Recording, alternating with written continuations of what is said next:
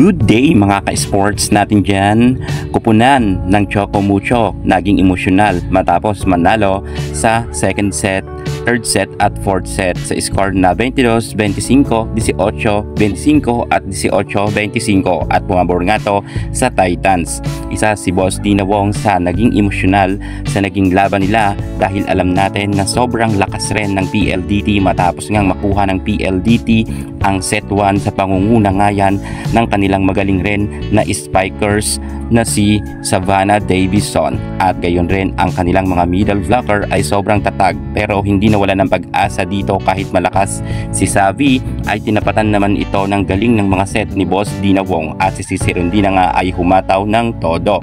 Talagang showdown ang naganap sa dalawang team na ito kahapon, pero alam nyo ba na ang pagkapanalo ng Choco Mucho ay inaalay nila kay Kat Tolentino? Aalamin natin ang buong detalye, pero bago ang lahat, kung bago ka muna sa aking channel, subscribe na, click ang ating notification bell para lagi kang updated sa lahat ng issue sa volleyball. Susunod na.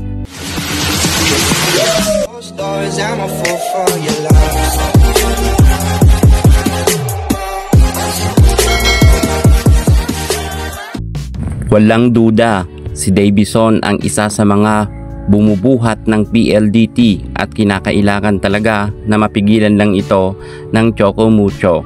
Umiscore man ng marami itong si Savi ay hindi rin sapat para maipanalo nila ang kanilang naging laban, sapagkat wala ngang sumabay sa kanya na kanyang kako-teammates para magkaroon rin ng malaking ambag. Hindi gaya sa Choco Mucho ay talagang nagpursigi ang bawat mga manlalaro dito.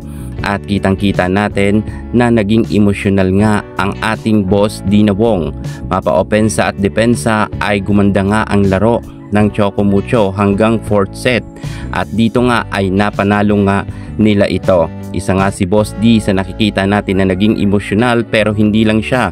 Maging ang ating Lindin Santiago Manabat ay meron ngang sinabi sa kanyang interview at isiniwalat niya na ang kanilang naging laban ay para kay Kat Tolentino.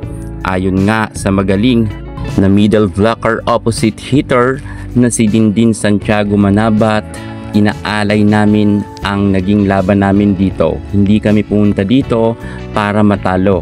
Ayon yan sa isang interview. At pahabol niya pa, naging inspirasyon raw nila itong si Kat Tolentino para nga may panalo nila ang laban. Sobrang bait raw ni Kat Tolentino at hindi niya raw deserve ang nangyari sa kanya.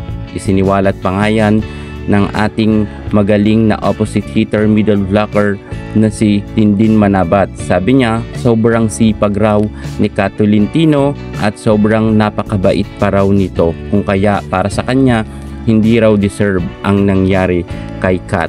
Kung kaya nagdoble effort raw talaga sila para maipanalo nila ang kanilang laban, at yan nga raw ay inaalay nila kay Kat Tolentino. So far nangyari naman ang kagustuhan ng team ng Choco Mucho na maipanalo nila ang kanilang naging laban. Sa kasalukuyan ay pasok na nga sila sa top 4 standing para sa PVL All Filipino Conference. Talagang umangat na ngayon ang Choco Mucho at nasa ika-4 na pwesto na nga sila ngayon sa standing. I hope na magtuloy-tuloy nga ang ganda ng laro ng Titans kahit wala na itong si Kat Tolentino, at sana ay makabalik talaga sila para sa Final 4 para nga maialay nila kay Kat Tolentino ang kanilang pagkapanalo. Sa ngayon ay nananawagan naman ang mga fans ni Kat Tolentino na ipanalangin raw ang kanilang hinahangaan na si Kat para raw sa mabilisan nitong recovery.